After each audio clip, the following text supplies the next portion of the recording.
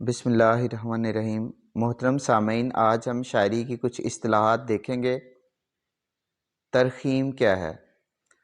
کلام میں کسی لفظ کے آخری حروف کو گرا دینے کو ترخیم کہتے ہیں۔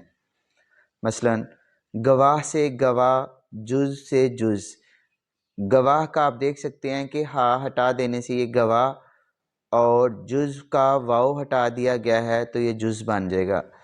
تو اس طرح شاعری کی زبان میں جب ہم اس طرح کام دہراتے ہیں تو اس کو ترخیم کہا جاتا ہے۔ قلب کیا ہے؟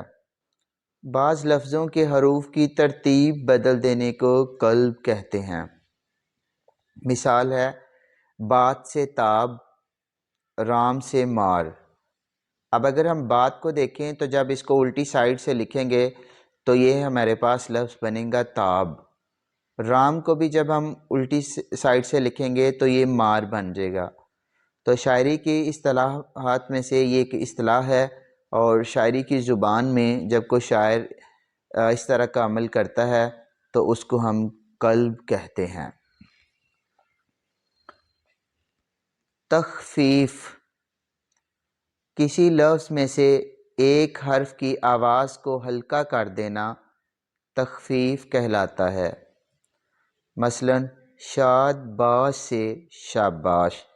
اب یہاں آپ دیکھ سکتے ہیں کہ شاد باش سے جب دال گرا دیں گے، اس کو ہلکا کر دیں گے تو یہ شاد باش کی بجائے شاباش بن جائے گی۔